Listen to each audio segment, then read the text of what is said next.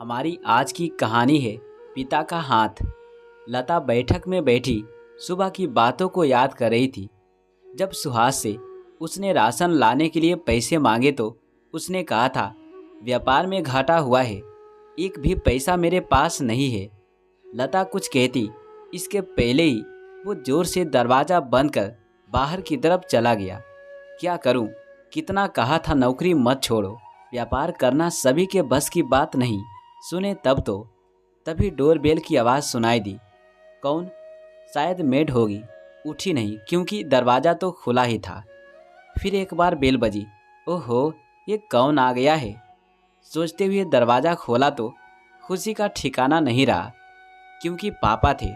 झट से गले लगी, मन ही मन उदास हो गई, क्योंकि पापा इतनी दूर से आए हैं। खाना बनाकर खिलाने के लिए घर में कुछ भी नहीं था। पिता ने हंसते हुए कहा, क्या बात है पिंकी, अंदर नहीं बुलाएगी? अरे आइए पापा, मैं आप ही के बारे में सोच रही थी और आपको सामने देख विश्वास ही नहीं कर पा रही कि आप आए हैं। पापा को बिठाकर अंदर गई। चाय बनाते बनाते सारे डिब्बों को छान मारा, कहीं भी कुछ नहीं मिला। चाय बन गई थी, कप में डाल के ले गई।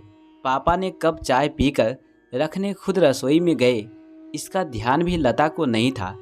सोच रही थी, अब मेरे घर की हालात पापा के सामने आ जाएगी, क्या करूं? पापा आए और उन्होंने कहा, बेटा मैं अभी आया, पास में ही कुछ काम है, निपटा लेता हूं। लता ने सोचा सुहास को फ़ोन करूं क्या, पर नहीं, सुबह की बातें अभी वो भूली नहीं थी।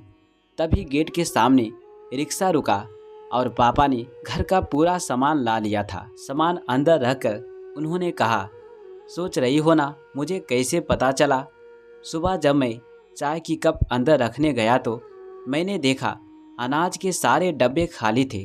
कितने प्यार से मैंने तुम्हें पाला था। सरकारी नौकरी है सुहास की, आराम से जियोगी सोचा था। नौकरी छोड़कर व्यापार में घुसेगा, मैंने नहीं सोचा था। मेरे एक दोस्त ने बताया कि सुहास ने नौकरी छोड़ दी है और व्यापार में सारा पैसा लगा दिया और घाटे में आ गया। तुम्हें देखने में भागा भागा आया।